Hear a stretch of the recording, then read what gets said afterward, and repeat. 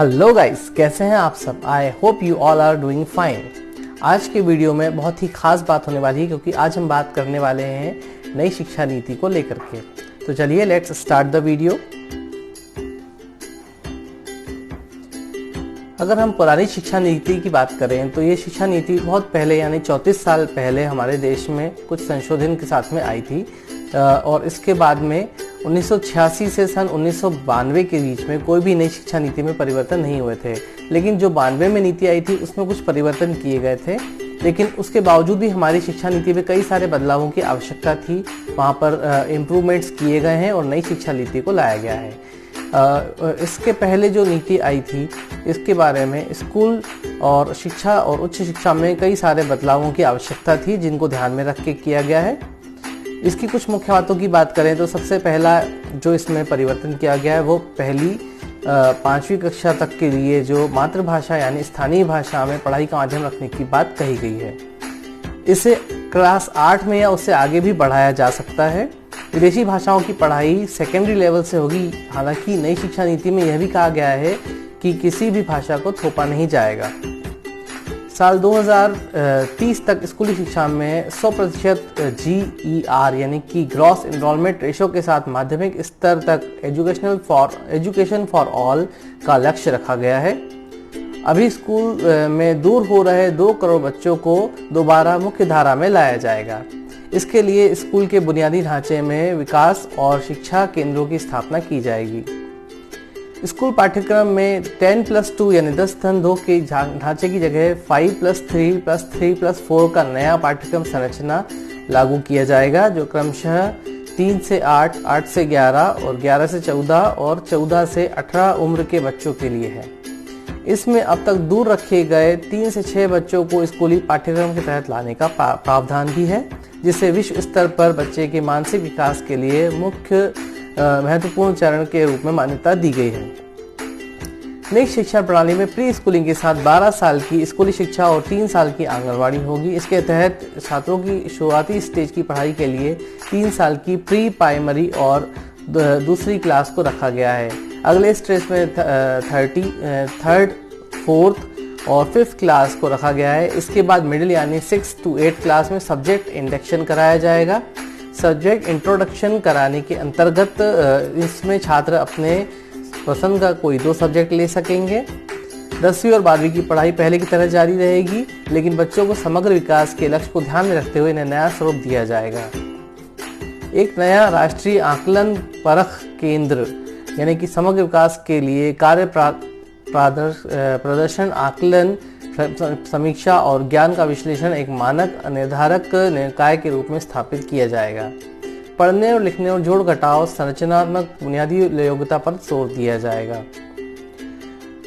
इसके अलावा NCERT 8वीं की आयु तक के बच्चों के लिए प्रारंभिक बचपन देखभाल और शिक्षा के लिए एक राष्ट्रीय पाठ्यक्रम और शैक्षणिक ढांचा विकसित करेगा। स्कूल में शैक्षणिक धाराओं, पाठ्योत्तर गतिविधियों और व्यावसायिक शिक्षा के बीच खास अंतर नहीं किया जाएगा। सामाजिक और आर्थिक नजरिए से वंचित समूहों की शिक्षा पर विशेष जोर दिया जाएगा। शिक्षकों के लिए राष्ट्रीय प्रोफेशनल मानक राष्ट्रीय अध्यापक शिक्षा परिषद द्वारा 2022 तक विकसित किया जाएगा, जिसके लिए NCERT शिक्षकों और सभी स्तरों पर क्षेत्रों के विशेषज्ञों संगठनों के साथ परामर्श किया जाएगा। मानव संसाधन विकास मंत्रालय का नाम बदल दिया जाएगा तथा इसे शिक्षा मंत्रालय कर दिया जाएगा। इसका मतलब है कि जो शिक्षा मानव संसाधन विकास मंत्री हैं वो शिक्षा मंत्री कहलाएंगे। GDP का 6% शिक्षा में लगाने का लक्ष्य, जो अभी 4.4% है। नई शिक्षा का लक्ष्य 2030 तक 3 से 18 आयु वर्ग के प्रत्येक बच्चों को गुणवत्ता शिक्षा प्रदान किया जाना है। 6 क्लास से वोकेशनल कोर्स शुरू किए जाएंगे। इसके तहत इच्छुक छात्रों को 6 क्लास से ही इंटर्नशिप कराई जाएगी। इसके अलावा म्यूजिक आर्ट्स को बढ़ावा दिया जाएगा। इन्हें पाठ्यक्रम में लागू किया जाएगा, यानी कि जो चीज़ें केवल बच्चों की स्किल और डेवलपमेंट के लिए थीं उनको अब बच्चों की मार्कशीट में भी कहीं ना कहीं शो किया जाएगा। उच्च शिक्षा के लिए एक सिंगल रेगुलेटर रहेगा। लॉ और मेडिकल शिक्षा को छोड़कर समस्त उच्च शिक्षा के लिए एकल अति महत्वपूर्ण व्यापक निकाय के रूप में भारत उच्च शिक्षा आयोग का गठन किया जाएगा। इसके अलावा उच्च शिक्षा में 2035 तक 30% GER यानी ग्रॉस एनरोलमेंट रेशियो पहुंचाने का लक्ष्य है। फिलहाल यह 26.3% है। उच्च शिक्षा में 3.5 करोड़ नई सीटें जोड़ी जाएंगी। तो ये कुछ खास बदलाव हैं जो किए गए हैं। इनका क्या फायदा होगा, इसमें सबसे पहले हम ये जान लेते हैं। देखिए, जो भी छात्र अभी बीच में पढ़ाई छोड़ देते थे और पढ़ाई छोड़ने के बाद किसी निजी कारण से पढ़ाई को कंटिन्यू नहीं हो पाते थे, उन्हें दोबारा मौका दिया जाएगा ताकि वो अपनी छूटी हुई शिक्षा को कंप्लीट कर सकें, पूर्ण कर सकें।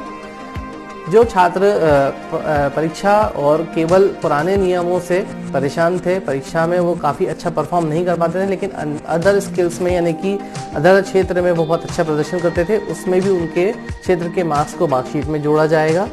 इससे उनका ध्यान पढ़ाई और अलग वोकेशनल कोर्सेज में भी लगेगा। खासकर जो एक ग्रोइंग एज होती है 6 to 10 तक की, तब छात्रों के मन में कई विचारशील प्रश्न आते हैं और उनका क्रांतिकारी मन कई बार विद्रोह कर उठता है। तो इससे बचने के लिए नई शिक्षा नीति में काफ़ी सारे परिवर्तन किए जा रहे हैं, जिनकी कि हमें आवश्यकता भी थी।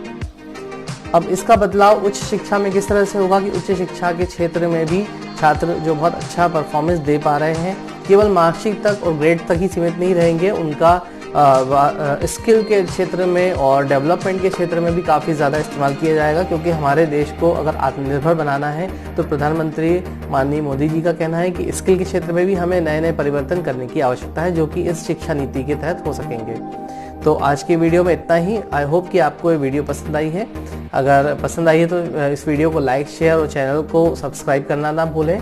अगर आपको कोई नए सुझाव देना है तो प्लीज़ कमेंट जरूर करें।